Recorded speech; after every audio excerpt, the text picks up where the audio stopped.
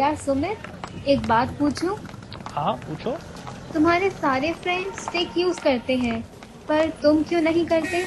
यार मुझे स्टिक के साथ चलना बहुत अटपटा लगता है और लुक भी तो बिगड़ जाती है ना अपनी।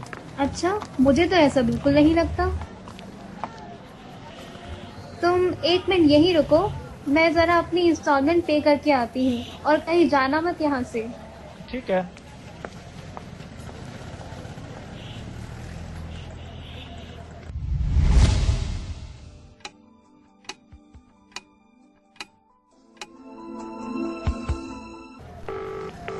हेलो श्रेया। हाँ सुमित। यार कितना समय हो गया, कहाँ हो तुम? My God, I am so sorry Sumit. मुझे मेरी एक फ्रेंड मिल गई और मैं उसके साथ निकल गई। मैं भूल ही गई थी कि तुम मेरे साथ थे। काश कि आपने सही समय पर केन का इस्तेमाल सीख लिया होता तो आज हालात ऐसे न होते।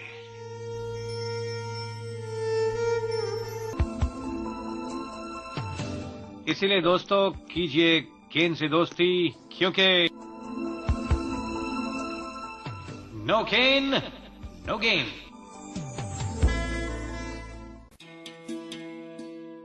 नैब इंडिया यानी national association for the blind India India की सबसे पुरानी संस्था है, जहां दृष्टिहीनों के लिए शिक्षा, रोजगार और पुनर्वसन की सेवा दी जाती है। नैब इंडिया पर संपर्क करने के लिए हमें ईमेल करें hsg@nabindia.info पर। आप हमें कॉल भी कर सकते हैं। हमारा नंबर है 02266838637।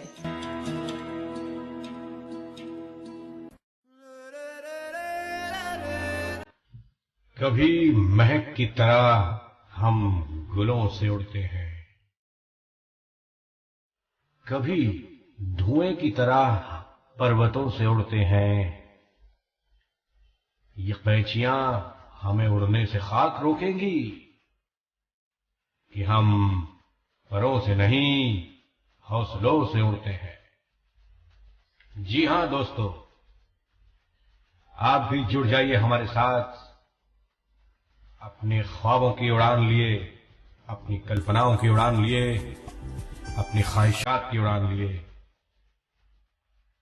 लॉग ऑन कीजिए www.radioudan.com और चलिए हमारे साथ एक कभी न खत्म होने वाले सफर पर, जिसका नाम है रेडियो उड़ान।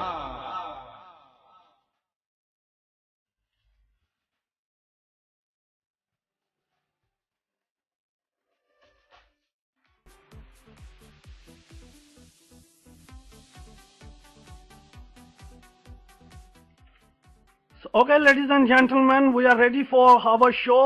Welcome to the Badalta Door Radio Udan, and we have yet another personality who gonna share his views. He gonna tell us complete details about the campaigns and the issues we are facing in a community. What are the steps being taken by the Disability Department of Ministry of Social Justice and Empowerment? Ladies and gentlemen, we have today Joint Secretary of Disability Department in Ministry of Social Justice and Empowerment. We're going to speak to Mr. Mukesh Jain. You often read about him in the articles. So they are launching so many campaigns, and hope, there is a ray of hope among the society that hopefully the time has come now. A lot of problems can be rectified or sorted out. Mukesh sir, welcome to the Badalta Door Direct Talk. Thank you, Danish. Thank you so much for calling me here, and I would really love to interact with our brothers and sisters regarding this campaign. Yeah. So, Mukesh sir, before we start the show, we would like to know a little bit about your personal life.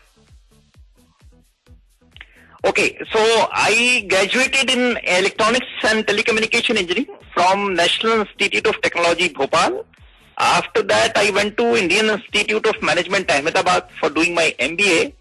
I joined the Indian Police Service in 1989 and was allotted the Madhya Pradesh cadre and I have served there in various capacities like DIG and IG, etc. And I am on central deputation with the Government of India since 2011. And before joining this department, I was Joint Secretary in Ministry of Power. With the Ministry of Social Justice, I am here since 2014. And during the service, I got an opportunity to go to Harvard University also to do my Master of Public Administration. Okay. So had you ever thought in your life that you're gonna serve the disability community?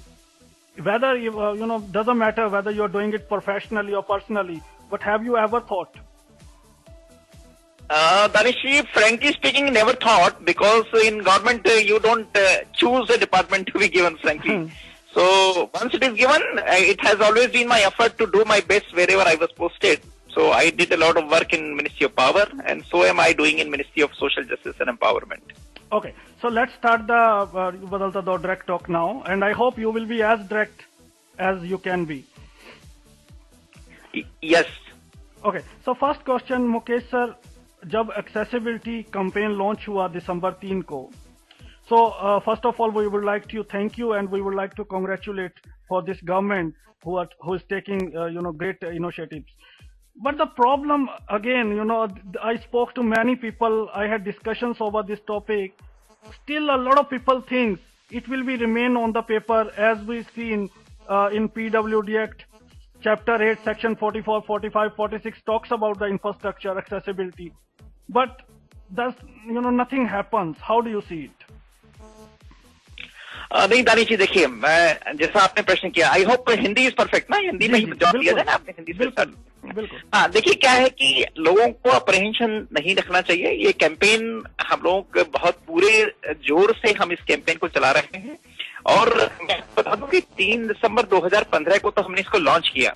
इसके पूरे 1 साल पहले की मेहनत है, जब हमने अलग अलग राज्य सरकारों से, देश की कई एनजीओ से और केंद्र सरकार के अलग अलग विभागों से चर्चा करके और बहुत सारा काम कर दिया है। लॉन्च मतलब हम शुरू नहीं कर रहे हैं, हमने काफी काम ऑलरेडी कर लिया है।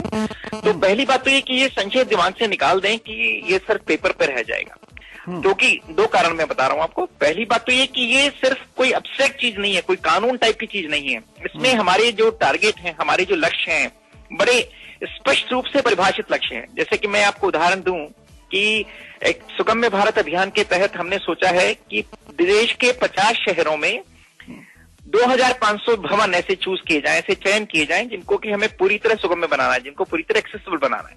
तो अब हमारे पास उन 50 शहरों की लिस्ट है, उन 50 शहरों के हर एक शहर में 50 जो भवन है उनकी लिस्ट है।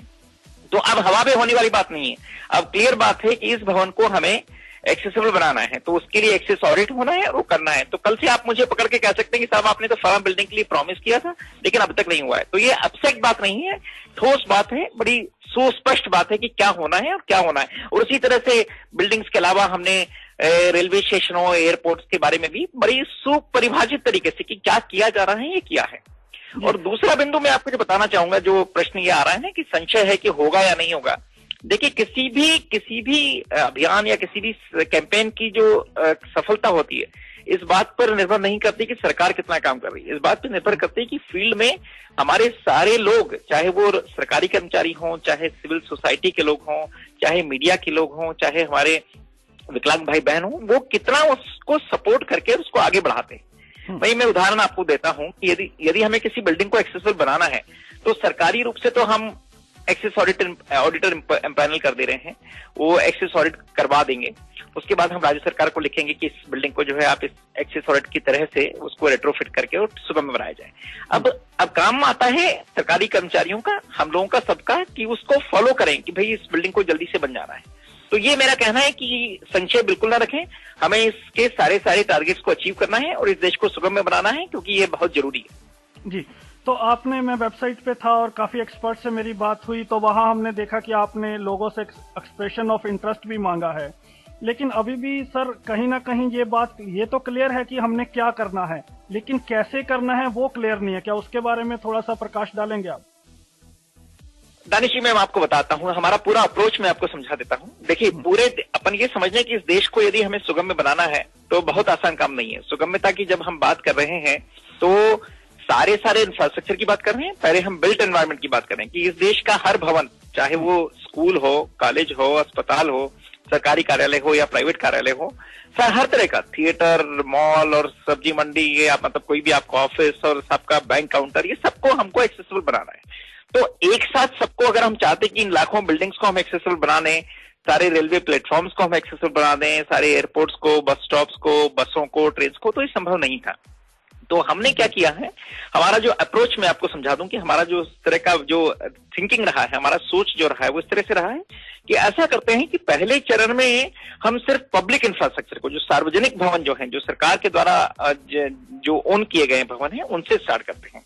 उससे दो फायदे होंगे। एक तो क्या होता है कि सरकारी भवन जो होते हैं उनमें सबसे ज्यादा सर्विसेज दी जाती है। भैया आज किसी जिले में कोई कलेक्टर ऑफिस है, एसपी ऑफिस है या सरकारी अस्पताल है, उसमें सामान्य लोग भी ज्यादा आते हैं और विकलांग भाई बहन भी ज्यादा आते हैं। तो पहले तो सरकारी भवनों को चूज करने का कारण यह है कि वहां पे हमारे विकलांग भाई बहनों को सबसे ज्यादा फायदा होगा उनके सुगम्य होने का, ठीक है ना जी। दूसरा क्या है कि इससे एक डेमोन्स्ट्रेशन इफेक्ट होता है कि भाई जब सरकार ने 2500 बिल्डिंग सुगम्य बना दी 5 महीने में, 7 महीने में, तो फिर प्राइवेट सेक्टर को एक लगता है कि हम प्रोत्साहित कर पाएंगे कि भाई आप भी बनाइए, आप अपने भवनों को, अपने कार्यालयों को, अपनी बैंक्स को, अपने होटल्स को, अपने उसको एक्सेसिबल बनाइए। तो एक ये अप्रोच तो रही है कि हम सरकारी भवनों से शुरू करें क्योंकि उनकी इंटेंसिटी ज्यादा है, और दूसरा ये कि उससे एक डेमोन्स्ट्रेशन होगा बाकी लोगों की। तीसरा क्या है कि देखिए, जो मैं आपको बात कर रहा हूं, अंततः हमें सिर्फ शहरों तक रुक नहीं जाना है, हमें सबर्बन में एरिया में जाना है, रूरल एरिया में जाना है। हर देश की पंचायत, हर गांव की पंचायत, हर गांव का स्कूल भी एक्सेसिबल बनाना पड़ेगा।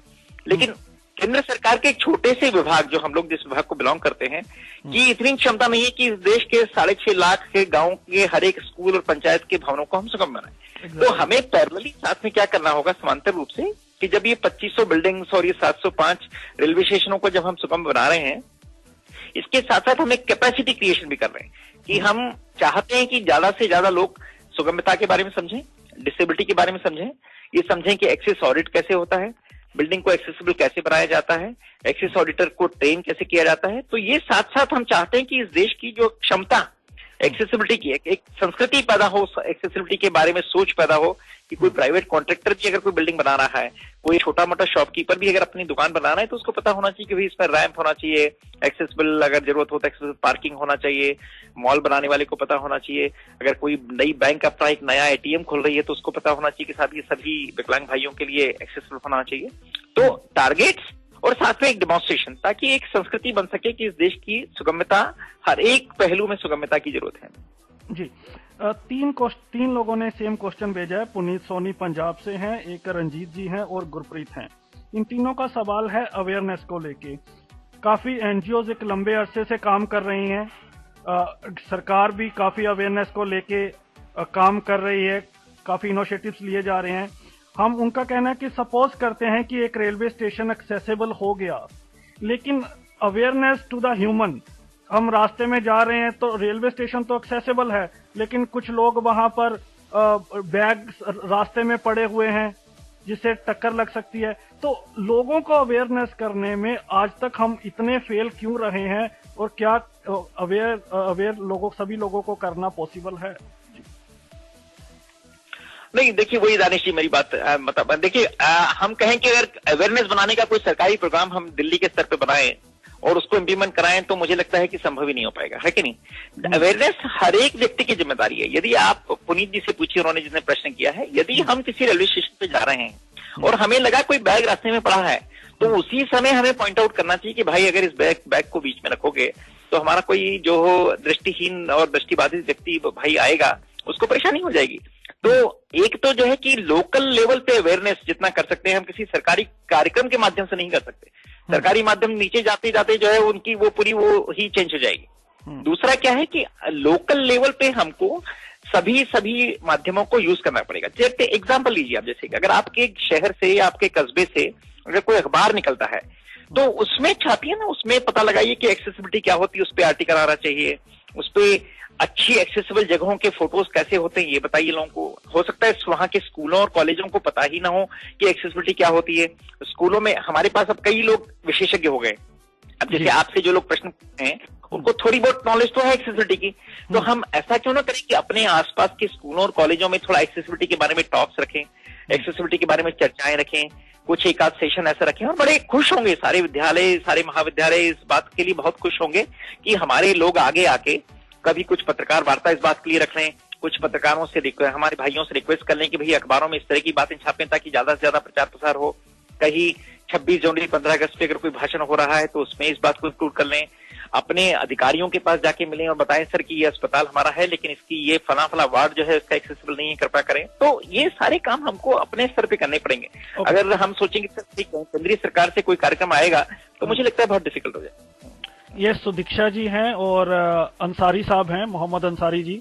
इनका सवाल है मुकेश जी कि जो गवर्नमेंट की जो अवेयरनेस जो एड्स हैं ऑल इंडिया रेडियो पे अक्सर सुनने को मिलती हैं और कुछ एड्स दूरदर्शन पे भी की जा सकती आती हैं, तो गवर्नमेंट जब कोई इलेक्शंस होते हैं, जब पर्टिकुलर प्रोग्राम्स होते हैं इन जनरल, तो प्राइवेट चैनल पर भी ऐड को दिखाया जाता है, लेकिन डिसेबिलिटी अवेयरनेस के लिए प्राइवेट चैनल्स को अप्रोच नहीं किया जा सकता। फंड की कमी है, जब मंशा ऐसी नहीं।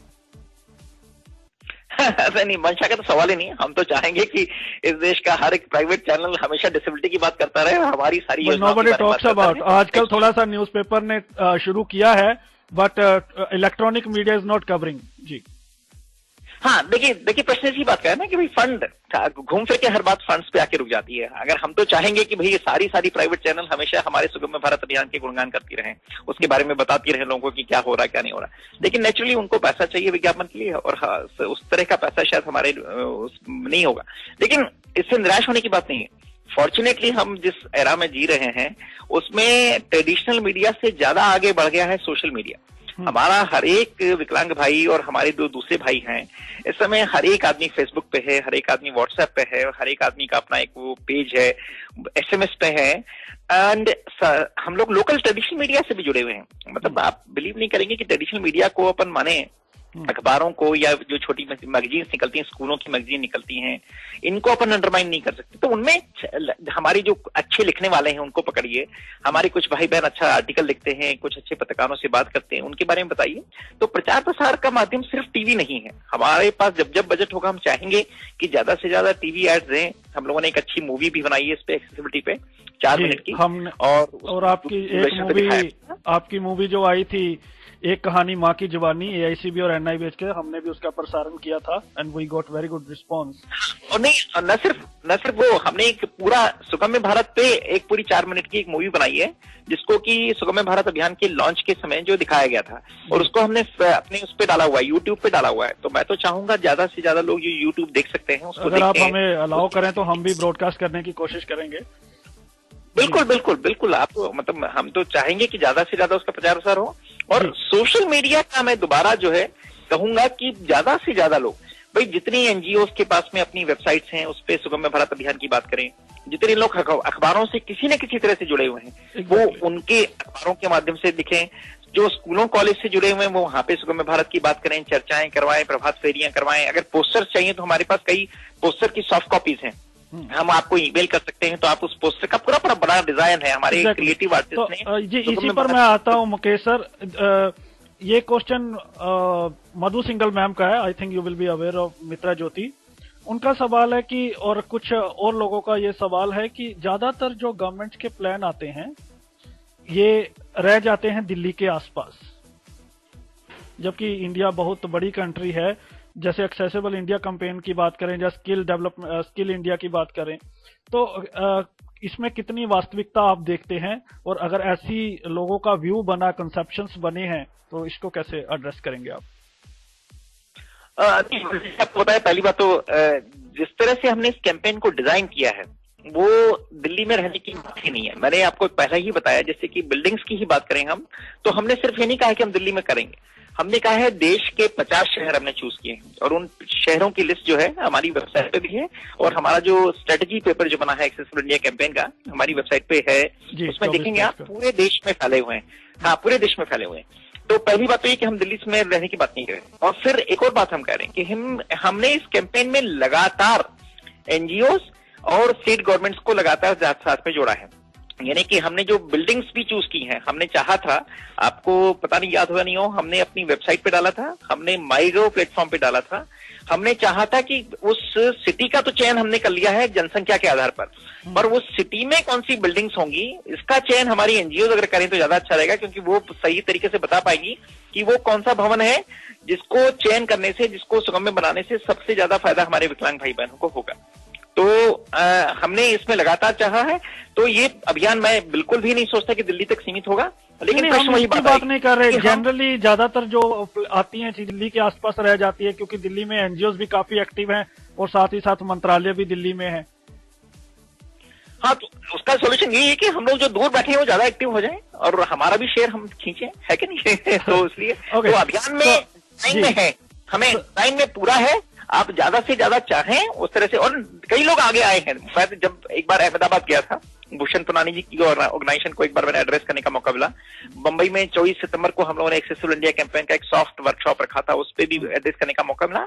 तो जहां भी हम जाते हैं लोग बड़े उत्साह से सामने आते हैं और जुड़ जाते हैं। तो मैं तो चाहूंगा ज्यादा से ज्यादा, इनफैक्ट अगर आप बड़े स्तर पे लोगों से बात करना चाहें एक्सेसिबल इंडिया कैंपेन के लिए अगर कोई प्लेटफॉर्म दें तो मैं तो खुद चल के आ जाऊंगा, मुझे खुद बात करने में मुझे अच्छा लगता है। बिल्कुल हम करेंगे। 30 जनवरी को हमारा प्रोग्राम भी रेडियो उड़ान के दूसरा साल होगा। ओके सर, देश के जिस भी कोने में आप एक्सेसिबल इंडिया कैंपेन के बारे में बात करना चाहते हैं, अगर पर्याप्त समय देखिए मुझे बताया जाएगा तो मैं खुशी से आके और ज्यादा से ज्यादा लोगों से इस बारे में बात करना चाहूंगा। जी मुकेश जी, आप लास्ट ईयर जेएनयू में एक लेक्चर देने गए थे। मोहम्मद खालिद जी का ये सवाल है, सॉरी मिसबा जी का, मोहम्मद मिसबा जी का ये सवाल है। वो कह रहे हैं कि आपने लास्ट ईयर एक प्रॉमिस किया था कि जो डिसेबल की ओवरसीज फेलोशिप है उसमें पॉलिटिकल साइंस जैसे और भी सब्जेक्ट इंक्लूड करेंगे, लेकिन आज तक वो हुए नहीं। ओवरसीज नहीं, मुझे लगता है कुछ किसका प्रश्न है ये मिसबा जी का, मोहम्मद मिसबा जी का, दिल्ली से। नहीं मोहम्मद मिश्रा जी, मुझे लगता है कुछ थोड़ी सी गलतफहमी हुई है। जेएनयू में मुझे कोई लेक्चर देने का याद नहीं आ रहा है, लेकिन फिर भी एनीवे आपका प्रश्न बड़ा वो है रिलेवेंट। ओवरसीज फेलोशिप में हमारा कोई सब्जेक्ट से तो कोई वो है, लिमिटेशन है ही नहीं। हमने तो ये चाहा है कि मैं आपको बड़ी इंटरेस्टिंग बात बताऊं, ओवरसीज फेलोशिप टोटल 20 हैं जो हम दे सकते हैं, और पिछले 2 वर्षों से मैं देख रहा हूं कि हमको पर्याप्त नंबर ऑफ एप्लीकेशन मिलती ही नहीं है। तो उसमें सुधार की ज्यादा जरूरत नहीं है बल्कि प्रसार की ज्यादा जरूरत है। तो चाहूंगा उसमें कोई रिस्ट्रिक्शन नहीं है किसी सब्जेक्ट का। किसी रिकॉग्नाइज्ड यूनिवर्सिटी में यदि अब्रॉड में आपको कहीं एडमिशन मिला है किसी विकलांग भाई को, तो हम बिल्कुल तैयार हैं इमीडिएटली देने के लिए। और इनको बोलिएगा कि मुझसे व्यक्तिगत रूप से भी संपर्क करें कि किस संदर्भ में ये बात कर रहे हैं, exactly. किस में क्या आपका शो वो आपका शो सुन रहे हैं, श्योरली आपकी बात सीधी उन तक पहुंच रही है, तो वो आपका शो सुन रहे हैं। जी हेलो जी मुकेश जी, वो आपका शो सुन रहे हैं। हेलो जी जी मुकेश जी, आवाज आ रही है आपको? मुकेश जी आवाज आ रही है? हाँ जी, चलो। तो मुकेश जी वो आपका शो ऑलरेडी डायरेक्ट सुन रहे हैं मिसबा जी, तो होपफुली वो आपसे बात करेंगे। बिल्कुल, मोस्ट वेलकम। मेरा बाद में फोन नंबर और ईमेल दोनों दे दीजिएगा आप उनको। और सिर्फ वो जो भी विकलांग भाई बहन किसी भी संदर्भ में बात करना चाहे, मोस्ट वेलकम। अच्छा, एक क्वेश्चन है, ये गीता जी का है, रिद्धि जी का है और दिव्या जी का है। ये कह रही हैं कि आजकल न्यूज़पेपर में, और दिल्ली से एक नाम है मेरे पास, तो ये तमाम फीमेल्स का सवाल है कि सर आजकल न्यूज़पेपर में काफी जगह विद इन द एनजीओज और आउटसाइड द एनजीओज काफी फीमेल सेक्सुअल अब्यूज की विक्टिम हो रही हैं। क्या इसको लेके मिनिस्ट्री ऑफ सोशल जस्टिस की कोई विजन है, इस पर काम करने के लिए कुछ सोचा है या कुछ हो रहा है? नहीं, देखिए मतलब ये तो बड़ा जनरल सा प्रश्न हो गया है। सेक्सुअल अब्यूज किसी भी नॉर्मल महिला का वो हमारा क्षेत्र नहीं है। मतलब कि वो तो फिर या तो आप पुलिस केस बनेगा तो फिर कंसर्न लोकल स्टेट गवर्नमेंट और पुलिस देखेगी, और या फिर अगर किसी ऐसी एनजीओ की बात कर रहे हैं तो वो किस तरह की एनजीओ पे निर्भर करेगा। अगर वो एनजीओ ये डिसेबिलिटी को लेकर बात कर रही हैं, ये डिसेबिलिटी सेक्टर की बात कर रही है। हाँ, तो डिसेबिलिटी का तो हमारा एक पूरा फ्रेमवर्क बना हुआ है। यदि किसी भी तरह की शिकायत, सेक्सुअल अब्यूज के साथ साथ किसी भी तरह की कोई शिकायत यदि किसी एनजीओ के व्यक्ति या संस्था के खिलाफ है, तो या तो आप डिपार्टमेंट को भेज सकते हैं, डिपार्टमेंट में आप चाहें तो मुझे भेज सकते हैं, हमारे सेक्रेटरी साहब को भेज सकते हैं, हमारे मंत्री जी को भेज सकते हैं। इसके अलावा हमारे पास एक और तंत्र है, आपको पता होगा, chief commissioner of person with disability, CCPD, आपने नाम सुना होगा जी। और हर एक राज्य में उसका एक काउंटर पार्ट है SCPD, state commissioner of person with disability ji. तो जहां तक हमारे विकलांग भाई बहन हैं, किसी भी संबंध में सेक्सुअल अब्यूज के अलावा भी किसी तरह की प्रताड़ना या कहीं जॉब कोई नहीं दे रहा है या कोई इंटरव्यू नहीं दे रहा है या किसी नियम को नहीं मान रहा है, कोई किसी भी तरह की, तो वो शिकायतें आप SCPD, CCPD या इस डिपार्टमेंट को पूरी तरह से कर सकते हैं। और मैं आपको ये भी बता दूं कि अगले 1 महीने में हम लोग बहुत ही जल्दी एक हेल्पलाइन चालू करने का सोच रहे हैं, मतलब निर्णय ले लिया है, उसको इम्प्लीमेंट करने जा रहे हैं 1-1.5 महीने में, जिसमें कि फिर आपको एक निश्चित नंबर भी रहेगा जिसके तहत आप लोग शिकायत या कोई इन्फॉर्मेशन भी प्राप्त कर सकते हैं। पर तब तक हमारे सारे नंबर डिपार्टमेंट की वेबसाइट पे हैं, आप लोग किसी भी तरह की कंप्लेन, और मैं तो चाहूंगा कि इस देश के किसी भी व्यक्ति को किसी भी तरह की प्रताड़ना सहन करने की आदत नहीं होना चाहिए, उसकी तत्काल शिकायत करना चाहिए, उसका निवारण जो है वो सरकार से प्राप्त करना चाहिए। तो सर ये पंकज और विनोद जी का क्वेश्चन था कि क्या ऐसा पॉसिबल है कि कोई ऐसी पोर्टल बने जो भी वॉलंटरी लेवल पे या पेड लेवल पे एक उनकी वेबसाइट बन जाए और हम लोग वहां सर्च करें, और जिसको राइटर जो बनना चाहे देश के अलग अलग भागों में, तो राइटर को जो मिलने की समस्या है वो दूर हो जाए? कुछ ऐसा पॉसिबल हो सकता है या कोई ऐसा प्लान? या बिल्कुल पॉसिबल हो सकता है। हाँ, ये एक अच्छा आइडिया है। तो 2 तरह से देखा जा सकता है, एक तो या तो एक सरकारी पोर्टल बनाए, दूसरा ज्यादा फास्ट तरीका मैं सजेस्ट करूंगा कि कोई एक अच्छी NGO, हमारे पास एक स्कीम है अवेयरनेस एंड पब्लिसिटी स्कीम, जिसके तहत हम लोग फंड देते हैं। तो अभी जैसे एक मैं उदाहरण बताऊं कि आपने स्कोर फाउंडेशन का नाम सुना होगा जी, मिस्टर जॉर्ज अब्राहम चला रहे हैं, ही इज विजुअल, तो उन्होंने अभी एक हेल्प डेस्क प्रारंभ की है, एंड वो मतलब गवर्नमेंट की मदद से की है, लेकिन वो खुद चला रहेंगे। तो उससे फायदा क्या होगा, तो इसी तरह का एक पोर्टल यदि कोई और NGO इस बात का प्रपोजल लेके हमारे पास आएगी, तो मिनिस्ट्री निश्चित ही फंड करना चाहेगी ऐसे पोर्टल को, तो उससे आप लोगों को फिर वो आसानी होगी कि जल्द कर पाएंगे, क्योंकि हम अगर करेंगे तो हमको फिर वो टेंडर फ्लोट करने पड़ेंगे और फिर वो L1 वगैरह देखना पड़ेगा, तो उसमें शायद संभवतः टाइम ज्यादा लग जाए। तो चाहूंगा कि अगर कोई अच्छी NGO आती है और वो इस तरह का प्रपोजल देती है कि साहब हम इस तरह का पोर्टल बनाना चाहते हैं जिसमें कि सारे लोग या तो पेड माध्यम से करके, तो निश्चित ही ministry would really love to fund this kind of thing. जी बिल्कुल, हमने बात की थी जॉर्ज सर से इनफैक्ट, तो वो कह रहे हैं हम इस पे बिल्कुल बात करेंगे, ये अच्छा आइडिया है। हाँ, तो इसको बिल्कुल इनफैक्ट जल्दी से जल्दी ये प्रस्ताव हमारे पास भेज दीजिएगा, तो हम तो चाहेंगे कि इसकी अवेयरनेस पब्लिसिटी स्कीम की अगली मीटिंग में ही उसको स्वीकृत करा लिया जाएगा। जी ओके। सो सर ये कुछ लोगों का, ये गुरलीन है जलंधर से, 10th में पढ़ती हैं, ये कहती हैं ये बताना आप शो में मैं 10th में पढ़ती हूँ। ओके गुरलीन, आप 10th में पढ़ती हैं, हमने ले लिया आपका क्वेश्चन। ये कह रही हैं कि कई पर्टिकुलर कम्युनिटीज के लिए अगर हम कोई डेरोगेटरी शब्द यूज करते हैं तो उस पर जेल हो जाती है, लेकिन किसी विकलांग के लिए कुछ ऐसा है कि हमें कोई डेरोगेटरी लैंग्वेज यूज करता है तो हम भी कंप्लेन कर सकते हैं? हाँ, डेरोगेटरी शब्द यूज करना तो IPC के तहत ही, भारतीय दंड संहिता के तहत ही जो है वो पनिशेबल ऑफेंस है। तो निश्चित ही वो तो जो कानून किसी दूसरे व्यक्ति के लिए लागू होता है वो यहाँ भी, तो मतलब निश्चित ही डेरोगेटरी शब्द अगर किसी के लिए भी किया जाएगा तो निश्चित ही वो पनिशेबल ऑफेंस है और उसका पुलिस में रिपोर्ट किया जाना चाहिए और उस पर वो भी होगा, एक्शन भी होगा। जी, तो सर हम दोबारा एक्सेसिबल कैंपेन पे आते हैं। तो अभी आपकी क्या विजन है, इसको लोगों तक कैसे ले जाया जाए, लोगों को कैसे सेमिनार्स कहाँ कंडक्ट किए जाएंगे? और ये पिंचा आपने बात की थी CCPD की, आप पहले इसका रिस्पॉन्ड करेंगे जब मैं अगला क्वेश्चन ऐड कर दूं? नहीं, मैं इसमें वो आपको पहले विजन बता दूं कि अब क्या हम लोग सोच रहे हैं। देखिए, सबसे बड़ी बात तो ये कि मैंने आपको बता दिया, मैं एक बार थोड़ा और समझा देता हूं कि इस कैंपेन के तहत 3 प्रमुख हिस्से हैं हमारे, 3 वर्टिकल हैं। एक तो हम बिल्ट एनवायरनमेंट की बात कर रहे हैं कि सारी बिल्डिंग्स को एक्सेसिबल बनाना है, जैसा मैंने बताया था आपको, स्कूल, कॉलेज, अस्पताल वगैरह वगैरह, पुलिस स्टेशन हमारे अस्पताल का।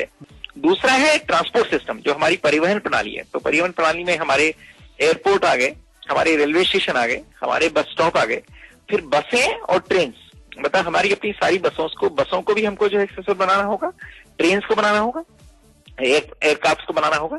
और तीसरा जो महत्वपूर्ण हिस्सा है, जिसको कि शायद अभी इतना नहीं समझ पाएंगे हमारे स्पेशली दूरस्थ लोग, कि इंफॉर्मेशन कम्युनिकेशन टेक्नोलॉजी, जो हमारी सूचना प्रौद्योगिकी है, उसको पूरी तरह एक्सेसिबल बनाना है। विशेषकर दृष्टिहीन लोगों के लिए, दृष्टिबाधित लोगों के लिए। तो मैं उदाहरण दूं आपको कि हमारी वेबसाइट, अब एक कॉन्सेप्ट है कि W3C कंप्लायंस। यदि कोई दृष्टिहीन व्यक्ति या दृष्टिबाधित व्यक्ति किसी वेबसाइट पर काम करना चाहता है तो W3C कंप्लाइड अगर वेबसाइट नहीं हुई तो उस पर काम नहीं कर सकता। तो हम चाहते हैं कि हमारी सारी सरकारी वेबसाइट्स जिनसे कोई ना कोई सेवा ली जाती है, चाहे आपका रेलवे रिजर्वेशन हो या पासपोर्ट हो या कोई बर्थ सर्टिफिकेट हो या कोई मार्कशीट हो, उनको तो तत्काल रूप से एक्सेसिबल होना पड़ेगा। फिर आपको आईसीटी में हम दूसरी बात बताएं, टेलीविजन। टेलीविजन में आजकल टेलीविजन सिर्फ जो है आपका मनोरंजन का माध्यम नहीं है, टेलीविजन आपके सूचना का माध्यम है, टेलीविजन आपके लर्निंग का माध्यम है। तो टेलीविजन के प्रोग्राम्स को सुगम्य कैसे बनाया जाए, एक्सेसिबल कैसे बनाया जाए, बड़ी इंपॉर्टेंट चीज है। दृष्टिहीन लोगों के लिए या दृष्टिबाधित लोगों के लिए हमको उसमें टेक्स्ट टू स्पीच डालना होगा, ऑडियो डिस्क्रिप्शन डालना होगा। उसी तरह से हमारे जो श्रवण बाधित लोग हैं उनके लिए हमको उसमें कैप्शनिंग या टाइटलिंग, सब टाइटलिंग डालना होगा। फिर आप बात करें आप वर्बल इंफॉर्मेशन की जो मौखिक रूप से दी जाती है, उसके लिए हमको ज्यादा से ज्यादा साइन लैंग्वेज, जो सांकेतिक भाषा को यूज करने वाले लोग हैं, उनको यूज करना होगा ताकि ज्यादा से ज्यादा जो वर्बल इंफॉर्मेशन दी जा रही है वो भी सुगम्य हो सके। तो इतने सारे चीजों को हमें कवर करना है, सिर्फ बिल्डिंग्स और रैंप्स की बात नहीं। तो पहली बात वो तो ठीक है, लेकिन मेरा सवाल था, आप कैसे सेमिनार्स करेंगे या कैसे करेंगे, क्या इसको मैं वही बता रहा हूँ आपको। इसके लिए हमने एक तो टारगेट बनाए हैं, उसके बाद में हम इस देश में कम से कम 7 सेमिनार तो हमने अगले 2-3 महीनों में प्लान किए हैं। कलकत्ता और बहुत सारी जगह हैं, अहमदाबाद वगैरह जहां पे हमको करना है। पर रूरल एरिया की वाली मैं घूम फिर के बात वहीं आऊंगा जो आपका प्रश्न था और आपके श्रोताओं का भी प्रश्न है कि हमारे लिए, देखिए इस डिपार्टमेंट में हम अल्टीमेटली 3 या 4 लोग हैं और कुछ कंसल्टेंट्स हैं। हमारे लिए संभव नहीं होगा कि देश के छोटे छोटे कोने में जाया जा सके। तो हमें वो जो एनर्जी है वो लोकल लेवल पे क्रिएट करनी होगी, लोकल लेवल पे जनरेट करनी होगी। हम लोकल मीडिया, लोकल अधिकारियों, लोकल एनजीओ की मदद से हर जगह एक्सेसिबिलिटी के बारे में बात करने लगे, एक्सेसिबल ऑडिट के बारे में बात करने लगे, वहां की सरकारी और नॉन सरकारी भवनों को एक्सेस ऑडिट करके पुश करने लगे लोकल एजेंसीज के साथ। फला अस्पताल है, इसमें ये एक्सेसिबिलिटी की कमी है, कृपा करके जल्दी बनाइए। हम बात करने लगे कि साहब ये स्कूल, इसमें व्हील चेयर वाला बच्चा इसलिए नहीं जा पा रहा है कि फला जगह रैंप नहीं है, जल्दी से बनाए, प्रिंसिपल से जाके मिले।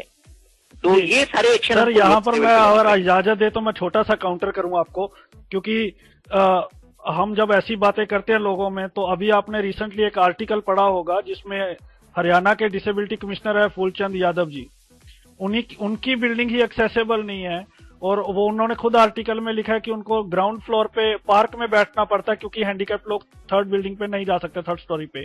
तो लोगों का कहना है कि जब इतनी बड़ी पोस्ट पे आदमी को नहीं सुना जाता, क्या हमें सुना जाएगा, ये क्वेश्चन मार्क लग जाता है सर। इस पे क्या कहेंगे आप? नहीं, देखिए मेरी बात सुनिए। वो देखिए क्या है कि हम या तो सिर्फ ये सोचते रहें कि अब स्थिति बहुत खराब है, पर ये हमें पता है कि स्थिति बहुत खराब है। इस देश की अधिकांश बिल्डिंग, चाहे सरकारी हो, प्राइवेट हो, इनएक्सेसिबल है। पर इसी चीज का सॉल्यूशन तो ये कैंपेन देने वाला है। अगर हम सोचते हैं कि साहब इनका नहीं हुआ तो हमारा भी नहीं होगा, ये कैसे काम चलेगा? हमें हर स्तर पे आगे बढ़ना होगा कि साहब हमें चेंज करना होगा। हो सकता है हमें 3 साल लगे, हो सकता है 5 साल लगे। देखिए कोई भी सामाजिक समस्या होती है वो एक दिन में ठीक नहीं हो जाती, किसी कैंपेन को पेपर पे डालने से ठीक नहीं हो जाती। हमें चाहे दहेज समस्या ले लो आप, या 18वीं सदी से आपकी अब सती प्रथा से लेके ले लीजिए, हर एक समस्या के लिए कुछ लोगों को लड़ना पड़ा, कुछ लोगों को लगातार लड़ना पड़ा, कुछ लोगों को लगातार पुश करना पड़ा, छोटी छोटी चीजों को आप देखिए, ठीक है नहीं? तो we have to be optimistic. You also believe कि situation is not only optimistic, we have to work for it. हमारे लोगों को लगातार पुश करना पड़ेगा। भाई देखिए बहुत सारे सरकारी कर्मचारी जो कि अपनी बिल्डिंग्स, आप आज एग्जांपल ले लीजिए कि पीडब्ल्यूडी कोई नई बिल्डिंग बनाने जा रहा है। अब हो सकता है उस पीडब्ल्यूडी इंजीनियर को एक्सेसिबिलिटी के बारे में पता ही नहीं हो, ये कौन बताएगा? आप लोगों को पता है क्योंकि आप लोग अभियान से जुड़े हुए हैं। कृपा करके जाके उसको बताइए कि भैया ये जो नई बिल्डिंग बनाने जा रहे हो इसमें आपने रैंप का प्रोविजन रखा है कि नहीं रखा, एक्सेसिबल टॉयलेट का रखा है कि नहीं रखा, और उसको बताइए कि साहब फला बिल्डिंग कोड जो है इस वेबसाइट पे है, उसकी कॉपी करके उसको देखो और ये प्रोविजन लाओ। तो ये हमारा काम है लोगों को बताना। एंड मैं आपको विश्वास दिलाता हूं कि फॉर्चुनेटली, सौभाग्यवश, इस देश के सारे लोग ये इतने संवेदनशील विषय के साथ पूरी तरह दिल से जुड़े हैं, बशर्ते आप उनको बताएं कि साहब ये इंपॉर्टेंट चीज है। मुकेश जी, मैं अगले क्वेश्चंस पे आता हूं, उससे पहले एक बात आपको बताता हूं, शायद आपको नहीं पता हो। रेडियो उड़ान या रेडियो उड़ान पे बदलता दौर इकलौता शो है जो 2 फरवरी 2014 से आज तक हर संडे एक डिसेबिलिटी पर डिस्कशन करता है। इंडिया में कहीं किसी चैनल पे, कहीं मैगजीन में हर हफ्ते किसी टॉपिक पे डिस्कशन नहीं होती है। हम पूरी कोशिश करते हैं जितना हम लोगों को अवेयर करें, और 2 साल से लोगों ने बहुत प्यार दिया इस शो को। और हम आपका सहयोग रहेगा, हम इसी तरह लोगों को जागरूक करते रहेंगे जी। और आगे क्वेश्चन लेते हैं सर। आपने सीसीपीडी की बात की तो फॉर्मर सीसीपीडी पिंचा जी का क्वेश्चन है ये सुशील जी का भी क्वेश्चन है, दिल्ली से सुशील हैं, और पंकज जी का क्वेश्चन है हिमाचल से, कुलदीप जी हैं। सर इनके दो क्वेश्चन हैं। एक क्वेश्चन तो ये है कि वेब एक्सेस, जो वेब की आपने बात की, वेब एक्सेसिबिलिटी के टारगेट्स क्या हैं, और इनका है कि बहुत सारी गाइडलाइंस आती हैं अलग अलग चीजों को लेके, लेकिन उसको फॉलो नहीं किया जाता, क्या उसके लिए कोई पनिशमेंट है? और तीसरा जो सबसे बड़ी, भवानी शंकर जी भी इसमें ऐड होते हैं इस क्वेश्चन में, कि चलो मैं दो क्वेश्चन दीजिए, कंफ्यूज हो जाएंगे, फिर अगला क्वेश्चन लेते हैं जी।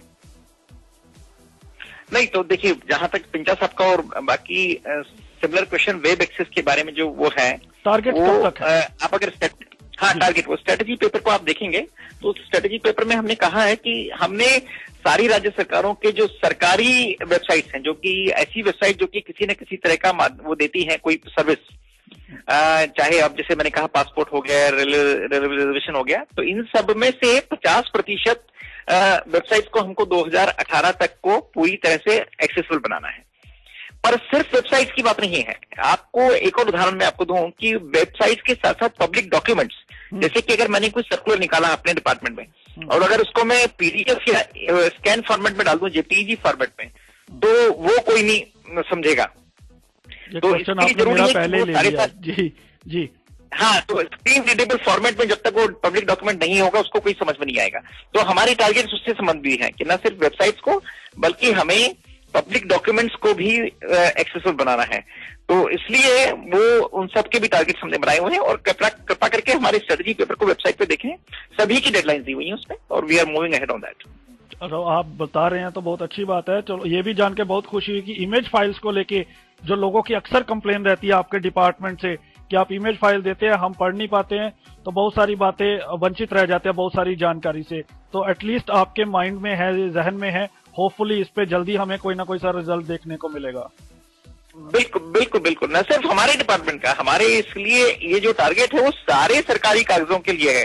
तो हम तो चाहेंगे उसकी तरफ बढ़ भी रहे हैं कि सारे पब्लिक डॉक्यूमेंट्स, उनके लिए पूरे स्टैंडर्ड्स बन जाए कि भाई कोई भी पब्लिक डॉक्यूमेंट यदि आप अपलोड करेंगे तो वो इस फॉर्मेट में होना चाहिए, और इस फॉर्मेट में होना चाहिए, इस बात को सुनिश्चित करना हमारी जिम्मेदारी रहेगी।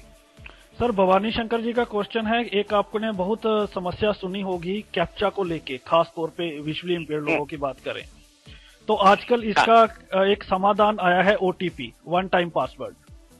तो क्यों ऐसा नहीं होता कि सभी जो वेबसाइट्स हैं उनको ये सभी के लिए सिक्योरिटी पर्पज से बढ़िया है ओटीपी, तो फिर क्यों ये गाइडलाइन में इसको इंक्लूड नहीं किया जाता कि जहां जहां कैप्चा की जरूरत है आप वहां पर ओटीपी मैंडेटरी कर दीजिए? क्या इसके लिए कोई स्टेप उठाया जा रहा है?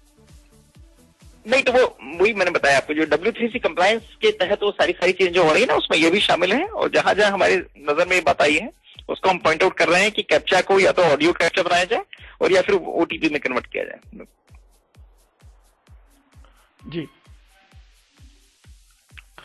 तो अवेयरनेस की आपने बात की कि आप सेमिनार्स जा रहे हैं और एनजीओस को आपने एनजीओस को रूरल एरिया में जा सकती है, वहां पर एनजीओस जाके काम कर सकती है। सुनील संगतानी जी एक क्वेश्चन है उनका, राजस्थान से हैं ये कहते हैं कि सर आपने जैसे एक्सेसिबल इंडिया कैंपेन लॉन्च किया, अगर कोई एनजीओ या कोई प्राइवेट कंपनी आपके साथ हाथ मिला के आगे बढ़ना चाहे, जहां आपके साथ काम करे, या फिर कोई एनजीओ अपने वहां पे इम्प्लीमेंट करती है, तो कोई ग्रांट की या कोई अदर प्रोविजन है ताकि वो भी काम करे, उनको भी कुछ बेनिफिट हो? नहीं, देखिए अभी एनजीओ को हम दो तरह से हमारे साथ जोड़ने का प्रयास कर रहे हैं, जो एनजीओ भी है। पहली बात ये कि अगर आपको एक्सेस ऑडिट का अनुभव है तो एक्सेस ऑडिटर हमारे साथ बनिए। तो एक्सेस ऑडिटर बनने का जो तरीका है वो हमारे इस समय वेबसाइट पे, और इनफेक्ट उसका टाइम अभी खुला हुआ भी है। अभी हमारी एप्लीकेशन हमने इन्वाइट की है लोगों को एक्सेस ऑडिटर बनाने की, जो 1 जनवरी तक जो है कोई आवेदन दे सकता है, या तो व्यक्ति भी दे सकता है या संस्था भी दे सकती है। तो एक तो ये तरीका हो गया कि आप एक्सेसिबल इंडिया कैंपेन को किस तरह जोड़ सकते हैं कि यदि आपको एक्सेस ऑडिट करने का अनुभव है तो हमारे को एप्लीकेशन दीजिए। एक बार हम आपको जब एम्पैनल कर लेंगे तो उसके बाद हम आपको कुछ सिटीज की बिल्डिंग्स के बारे में बताएंगे। उसके लिए उसका निर्धारित रेट्स भी हैं जो भी उसमें दी है वेबसाइट में कि कितना पैसा आपको मिलेगा। तो एक तो ये तरीका हो गया। दूसरा ये कि जो अवेयरनेस पार्ट की बात है कि यदि आपको एक्सेसिबल इंडिया कैंपेन या इससे संबंधित चीजों के बारे में अवेयरनेस करना है तो उन एक्टिविटीज के संबंध में हमको प्रपोजल भेजें, तो वो भी एक संभव है कि हम उसके लिए आपको ज्ञान दे सकें। जी मुकेश जी, क्वेश्चन सुशील जी का अधूरा रह गया था कि गाइडलाइंस आती हैं, क्या ऐसा कोई प्रपोज्ड आरपीडी बिल या फिर कोई ऐसा प्रावधान है कि अगर कोई आदमी उस गाइडलाइन को फॉलो नहीं करता है, चाहे वो बैंकिंग सेक्टर में हो या गैस सेक्टर में हो, तो क्या उसके लिए कोई पनिशमेंट या पेनल्टी निर्धारित की गई? जो नया वाला एक्ट हमारा आ रहा है, आरपीडब्ल्यूडी एक्ट, उसमें इस तरह की कुछ प्रोविजंस हैं, पर हम इंतजार करें उसका जल्दी से जल्दी जैसे ही पास होता है तो उसमें कुछ ऐसे प्रावधान है। सीसीपीडी की जो पोस्ट है वो कब तक फिलअप हो जाएगी सर? सीसीपीडी की पोस्ट प्रशासनिक उसमें है, मुझे लगता है जल्दी से जल्दी हो जाना चाहिए। तो आप क्लियर कट आंसर नहीं दे रहे हो, आप कह रहे हैं प्रोसेस में है और जल्दी हमें जी कुछ व्यक्ति को सिलेक्ट कर लिया गया है जी। कुछ एनजीओज के मेरे पास कॉल आए थे और मुझे सख्त तौर पे मना किया था कि मैं नेम डिस्क्लोज ना करूं। उनका सर ये था कि आपने बहुत अच्छा एक और काम किया है जो काफी जगह पे ब्रेल प्रेस दी है, लेकिन वो कहते हैं कोई ऐसा प्रावधान है कि ब्रेल प्रेस को रन करने के लिए भी उनको कुछ दो, थोड़ा फाइनेंशियल असिस्टेंस हो, वो ज्यादा इफेक्टिव हो सके और काम कर सके। अच्छा, मतलब उनकी रेकरिंग कॉस्ट जी, उसको रन उसको चलाने की कॉस्ट जी, जी। अच्छा, अब देखता हूँ मैं, एक्चुअली मैं सीधा इस विषय को नहीं देख रहा हूँ, हमारे दूसरे जो संयुक्त सचिव हैं अवनीश अवस्थी वो देख रहे हैं, तो लेकिन मैं निश्चित ही उस संबंध में उनसे चर्चा करूंगा कि इस तरह का कोई प्रोविजन हो तो ज्यादा उसको प्रोडक्टिव बनाया जा सकेगा। सर, एक यूनिवर्सल कार्ड की बात हो रही है काफी देर से, अवस्थी जी ने भी हमें बताया था, लेकिन क्या उसके लिए कोई डेडलाइंस हैं, वो कब तक आ जाएंगी? जो यूनिवर्सल कार्ड क्या है उसके बारे में थोड़ा सा लिसनर्स जानना चाहते हैं। नहीं, वो भी आपको अवस्थी साहब भी बता पाएंगे, बिकॉज वो सीधा उसी सब्जेक्ट को देख रहे हैं, तो आप उसको नहीं देख रहे हैं। हाँ, अभी हमने देखा अपने ब्रेल को प्रमोशन के लिए आपकी मूवीज भी आ रही हैं। फिर सवाल यही है कि जैसे आप मूवीज लॉन्च करते हैं छोटी, लेकिन बहुत सारे लोग जैसे आपने सुगम्य भारत की बात की, तो ये काफी चीजें आती हैं, ऐसा नहीं है कि काम नहीं चल रहा, काम बहुत स्पीडली चल रहा है इस पे, और सारे लोग मानते हैं कि हलचल है डिसेबिलिटी को लेके भी, लेकिन बात फिर वहीं आ जाती है कि सर कहीं ना कहीं एनजीओ और डिपार्टमेंट ऑफ डिसेबिलिटी लोगों तक पहुंचने में फेल रहता है। क्या ये काम इतना वर्ड काम है या क्या रीजंस है कि आप लोगों तक नहीं, जो स्कैटर्ड माइनॉरिटी है, कैसे देखते हैं आप?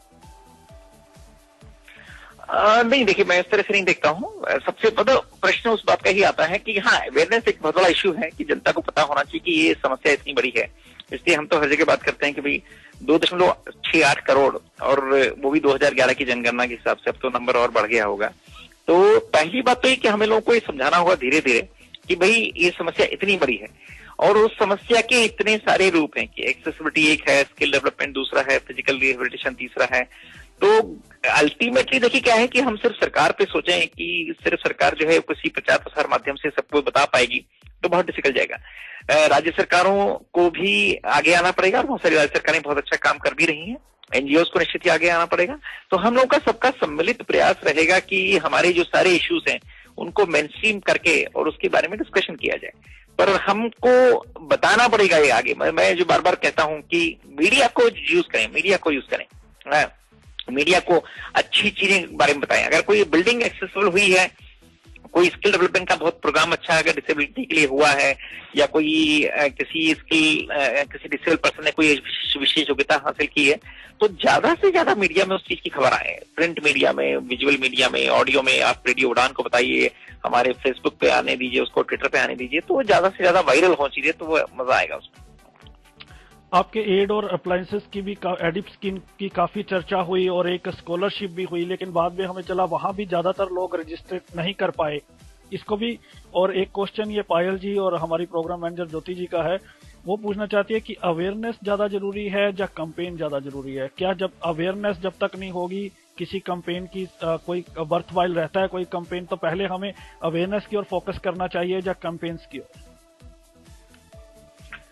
नहीं, अवेयरनेस बिना कैंपेन की मतलब क्या, किस बात के लिए अवेयर करेंगे लोग आप? आप है ना, अवेयरनेस का एक पॉइंट तो होना चाहिए ना। जैसे कि अब एक्सेसिबल इंडिया कैंपेन एक विचार है और अब अवेयरनेस इसी बात के लिए क्रिएट करना है। हमें बताना पड़ेगा सारे लोगों को कि भाई जब तक आप एक्सेसिबिलिटी नहीं रखेंगे अपनी बिल्डिंग में, तब तक वो सारी जो सेवाएं आप दे रहे हैं वो हमारे विकलांग भाई बंधुओं तक पहुंच ही नहीं रही है।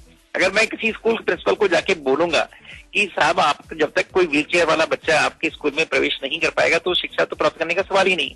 तो ये सारी बातें हमको बोलनी पड़ेंगी। तो awareness certainly is the first thing, लेकिन अवेयरनेस किस चीज के बारे में? तो नेचुरली एक जब कैंपेन चलती है तो अवेयरनेस उसके साथ चलती है कि आप उसके बारे में बता रहे हैं। तो दोनों चीजें अलग अलग नहीं है, अवेयरनेस और कैंपेन साथ में चलती है। और एक्सेसिबल इंडिया कैंपेन के बारे में तो मैं चाहूंगा ज्यादा से ज्यादा लोगों को अवेयर करें ताकि ये देश, इस देश का हर एक इंफ्रास्ट्रक्चर जो है वो सुगम्य होता जाए, एक्सेसिबल होता जाए। सर, इंफॉर्मेशन टेक्नोलॉजी की जब हम बात कर रहे हैं तो एक बहुत बड़ा आपका मंत्रालय है रेलवे, और IRCTC में काफी एक्सेसिबिलिटी, काफी पिटीशंस डली और काफी हद तक एक्सेसिबल भी हुई। फिर अब उसके जो ऑनलाइन कंसेशन लेने के लिए अलग से पास बन रहे हैं, तो लेकिन बावजूद उसके भी बहुत ज्यादा एक्सेसिबिलिटी इश्यूज हैं। तो ये इशू हम यहाँ पे उठाना चाहते हैं ताकि आप इसको कैरी फॉरवर्ड करें। तो क्यों उसको कंप्लीट OTP का प्रावधान है, लेकिन जब कोई यूजर ID बनाना अभी वहां पर बाहर नहीं हुआ। जब OTP उन्होंने हर जगह कर दिया है, लेकिन जब हमने अकाउंट करना है वहां पर फिर कैप्चा आ जाता है। तो क्या मतलब इंटेंशंस क्लियर नहीं है, प्लान्स क्लियर नहीं है, या विल नहीं है? कैसे देखते हैं आप इसे? देखिए, विल वाली बात तो मैं नहीं एग्री करूंगा। सबसे ज्यादा तो बात क्या होती है इग्नोरेंस की। भाई जैसे कि कैप्चा के बारे में कई लोगों को पता ही नहीं होता कि ये कैप्चा कुछ लोगों के लिए असंभव है। तो मेरा तो सजेशन ये रहेगा कि आप में से कोई भी, इनफैक्ट जिसने ये प्रश्न उठाया है, एक छोटा सा एक पेज का बना के मुझे पूरा प्रॉब्लम और उस प्रॉब्लम की क्या मतलब कारण क्या है और क्या कैसे सॉल्व हो सकता है बना के भेज दें, तो हम जो है रेलवे के अधिकारियों को इमीडिएटली लिख देंगे। और मेरा जो अनुभव है और मेरा विश्वास है कि सारे अधिकारी इतने पॉजिटिव माइंडेड हैं। अभी जैसे रेलवे के साथ हम लोग लगातार काम कर रहे हैं अपने रेलवे स्टेशनों की एक्सेसिबिलिटी के बारे में।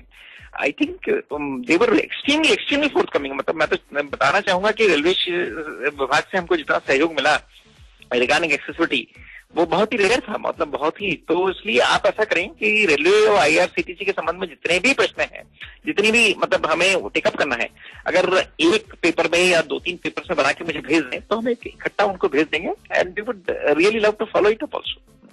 जी सर, एक और क्वेश्चन बहुत इंपॉर्टेंट है, जैसे आपने पहले खुद ही आवाज उठाई।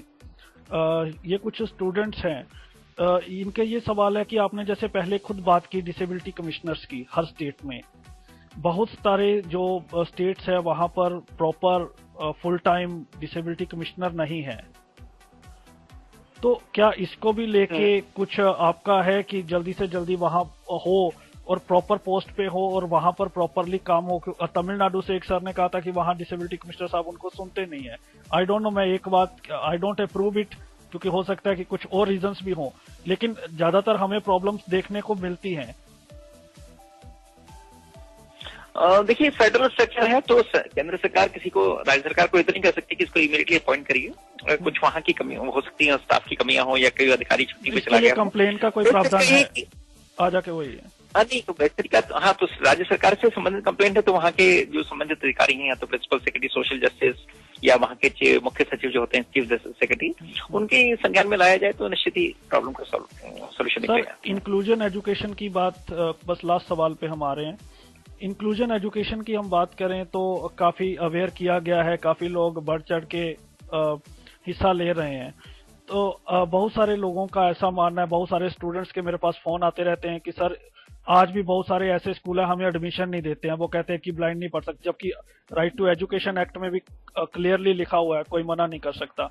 बावजूद उसके चैलेंजेस, फिर इसको आप देखिए, हर कोई मुकेश जी, हर कोई कोर्ट नहीं जा सकता, हर कोई बार बार मिनिस्ट्री को नहीं लिख सकता, लेकिन एक जनरली इन चीजों का सोल्यूशन हो जाए। और ये मैं कंप्लेंट्स लुधियाना से हैं, सिटीज से आ रही हैं, लुधियाना से, पटना से।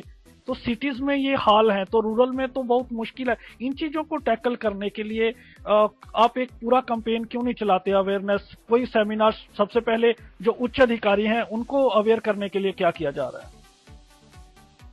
देखिए, इंक्लूसिव एजुकेशन वैसे तो मूल रूप से जो है चाबी का सब्जेक्ट है, पर नेचुरली मतलब कि सर्व शिक्षा अभियान के तहत वो लोग कर भी रहे हैं।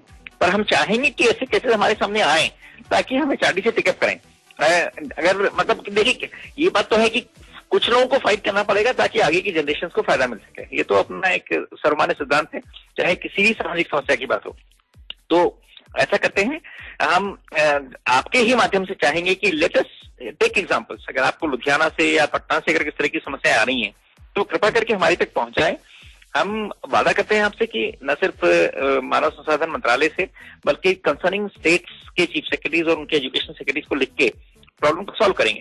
तो जितना ज्यादा और ये क्या होता है कि अपने आप में अवेयरनेस नहीं क्रिएट होती कि मैं जनरली एक लेटर सबको लिख दूं तो आप ऐसा इंक्लूसिव एजुकेशन फॉलो करें, पर जब विशेष उदाहरण के रूप में लोगों को सामने आएगा कि वहां पे एडमिशन नहीं दिया जा रहा था और अब जब पूरी कार्रवाई हुई तो दिया जा रहा है, तो वो चीज ज्यादा फैलती है। तो हम तो चाहेंगे कि इस तरह के उदाहरण क्रिएट करें, कृपा करके हमारे सामने लाइए ऐसी बातें, एंड हम निश्चित ही उसका प्रचार प्रसार करना चाहेंगे, उसको टेकअप करना चाहेंगे कंसर्निंग स्टेट से और दूसरे डिपार्टमेंट से। क्या एक्सेसिबिलिटी कैंपेन के लिए जो सबसे पहले ट्रांसपोर्टेशन में एयरपोर्ट चुने गए एक्सेसिबल बनाने के, बहुत सारे लोगों का ये मानना है कि सिर्फ 1% से भी कम डिसेबल लोग वहां पर जाते हैं एयरपोर्ट में। क्या आपके नजरिए से, जो आपके मंत्रालय के नजरिए से जो एयरपोर्ट का चुनाव किया गया है, do you approve or do you go by this? नहीं, एयरपोर्ट का चुनाव किया गया है पहला थोड़ी है, मतलब देखिए उसको आप सबसे पहले उसको चुना गया। चीजों को जब आप लिखते हो तो किसी न किसी फॉर्म में लिखते हो, तो अल्फाबेटिकली हमने एयरपोर्ट को पहले लिख दिया। हमारे ट्रांसपोर्टेशन वाले आर्टिकल में तीनों चीजें हैं। देखिए किसी भी देश की पूरी ट्रांसपोर्टेशन प्रणाली में 3 चीजें होती हैं मुख्य रूप से, आपका रोड ट्रांसपोर्ट, रेल ट्रांसपोर्ट और एयर ट्रांसपोर्ट। आपको तीनों चीजों को लिखना पड़ेगा। अब आप कैसे लिखेंगे पहले, तो आप अगर ट्रेन पहले लिख देंगे तो वो गांव वाले कहेंगे साहब हमारे यहाँ तो ट्रेन भी नहीं पहुंचती, तो बस पहले। तो हमने सोचा कि सिर्फ कि अल्फाबेटिकली लिखा जाए, तो एयरपोर्ट पहले लिख दिया, उससे ज्यादा फर्क नहीं पड़ता।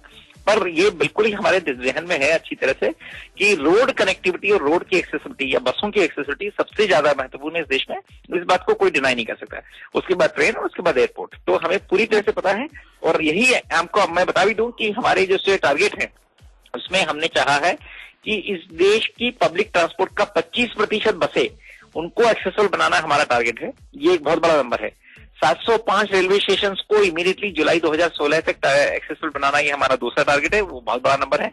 और इंटरनेशनल एयरपोर्ट जो कि सिर्फ 16 है नंबर के, उनको बनाना। तो अगर आप नंबरों से भी देखा जाए तो हमारी टारगेट जो है वो बसेस और ट्रेन के प्रति ज्यादा है, एयरपोर्ट्स के प्रति कम। तो ऐसा कहीं नहीं है कि हमारी जो कैंपेन है वो एयरपोर्ट्स के आसपास केंद्रित हो रही है, बिल्कुल नहीं है। मुकेश जी, लास्ट सवाल, मुझे मालूम है आपका ज्यादा समय ले रहा हूँ, काफी सब्जेक्टिव हम बात कर रहे हैं, काफी मुद्दों के ऊपर और लोगों को पता लग रहा है। जाते जाते आपसे 2 सवाल मैं छोटे छोटे पूछूंगा। बहुत स्टेट्स में, खासतौर पे हिमाचल की हम बात करें तो डुप्लीकेट सर्टिफिकेशन हो रही है, बहुत सारा डुप्लीकेट सर्टिफिकेट बन रहे हैं डिसेबिलिटी को लेके। उसको रोकने के लिए, डुप्लीकेट सर्टिफिकेट, ये डिसेबिलिटी का, अच्छा, बहुत सारी स्टेट्स पे, कई जगह न्यूज़पेपर में भी आया है, अभी रिसेंटली हमने पढ़े थे कुछ आर्टिकल। तो जो डुप्लीकेट डिसेबिलिटी सर्टिफिकेट बन रहे हैं उसको रोकने के लिए सरकार क्या कदम उठा रही है? और दूसरा, जैसे हम टेक्नोलॉजी से जोड़ने की लोगों को बात करते हैं, तो बहुत सारे रूरल में कह लीजिए और बहुत सारे मिडिल क्लास लोग हैं जो अफोर्ड नहीं कर पाते हैं लैपटॉप वगैरह को। तो क्या आने वाले समय में या अभी कुछ ऐसा है कि लोगों को लैपटॉप्स अवेलेबल करवाया जाए? देखिए, डिसेबिलिटी सर्टिफिकेट के बारे में तो आपको मुझे लगता है अवस्थी साहब से बात करनी होगी, जो दूसरे सचिव हैं हमारे, क्योंकि मैं देख नहीं रहा हूँ सब्जेक्ट को। टेक्नोलॉजी की बात जो आपने की, उसमें मैं कहना चाहूंगा कि इस समय जो सबसे बड़ा कैंपेन इस देश का चल रहा है वो डिजिटल इंडिया कैंपेन है। तो देर से देर तो इस देश का हर एक गांव और हर एक पंचायत, हर एक स्कूल को पूरी इंटरनेट से जुड़ जाने वाली है। और तब तक जो डिवाइसेस हैं, जो ज्यादा से ज्यादा लोग, उनको प्रयास हर तरह से हो रहा है। देखिए, आप देखें तो अगर राज्य सरकारें भी ज्यादा से ज्यादा चाहती हैं कि स्कूलों में कंप्यूटर आए और लोगों को कंप्यूटर सुविधा मिले और जिससे कि एक्सेस हो सके। डिजिटल इंडिया कैंपेन तो पहुंच ही रहा है। हमारे यहाँ से भी हमारा प्रयास रहता है कि एडिप के तहत जो है वो उस तरह की डिवाइसेस दी जा सकें जिससे कि लोग जो है टेक्नोलॉजी से जुड़ सकें। तो प्रयास मेरे ख्याल से हर जगह है, और जहां गैप है वहां पे एनजीओ को चाहिए कि थोड़ा सा कॉर्पोरेट सेक्टर से जुड़ के और कुछ टेक्नोलॉजिकल सॉल्यूशंस लोगों तक पहुंचा सकें, ताकि हर एक आदमी, क्योंकि फ्यूचर तो टेक्नोलॉजी का ही है, हर एक आदमी जैसे जैसे टेक्नोलॉजी से जुड़ेगा और डिजिटल इंडिया का उपयोग कर सकेगा, तभी सबसे ज्यादा सुविधाएं प्राप्त कर सकेगा और स्वतंत्र हो सकेगा, सक्षम हो सकेगा और डिग्निफाइड तरीके से अपने को प्रोडक्टिव लाइफ जी सकेगा। मुकेश जी, बहुत बहुत शुक्रिया, आपने खुलकर तमाम सब्जेक्ट पर बात की और hopefully you would have enjoyed this talk and you would continue your cooperation with us. बहुत अच्छा लगा। हाँ, मुझे भी बहुत अच्छा लगा और मैं आपके श्रोताओं से अंतिम बात ही कहना चाहूंगा कि हमारी वेबसाइट पे हमारे सबके ईमेल एड्रेसेस वगैरह लिखे हुए हैं, कृपया करके चीजों को अपने पास न रखें, हमारे पास भेजें। हम तो चाहेंगे ज्यादा से ज्यादा आप लोगों से जो आपके जो इश्यूज हैं वो सिर्फ चर्चा तक नहीं सीमित रह जाए, हमारे पास भेजिए। अगर आपके पास उसका सॉल्यूशन है तो वो भी भेजिए, तो हम उस प्रॉब्लम को, उस सॉल्यूशन को, दोनों को जो जिस भी इम्प्लीमेंटिंग एजेंसी के पास भेजना चाहिए हम तत्काल भेजेंगे। हम तो चाहते हैं कि यहाँ बैठ के ज्यादा से ज्यादा समस्या का समाधान हो सके। धन्यवाद। आपने स्क्राइब पोर्टल की बात की, तो होपफुली आने वाले समय में हमें हो सकता है कुछ प्रॉब्लम्स रेलवे की और स्क्राइब वाले इशू पे होपफुली हमें रिजल्ट्स देखने को मिल सकते हैं। मुकेश जी, बहुत बहुत शुक्रिया हमारे साथ जुड़ने के लिए। Thank you Danish ji, thank you so much, बहुत बहुत धन्यवाद आपको और आपकी श्रोताओं को। बड़े खुश लग रहे हो। क्या बात है? बात ही खुशी की है। मगर बताओ तो सही, बात क्या है? अरे भाई, मैं तो रेडियो उड़ान के सेकंड कन्वेंशन में लुधियाना जाने वाला हूँ। रेडियो उड़ान का सेकंड कन्वेंशन?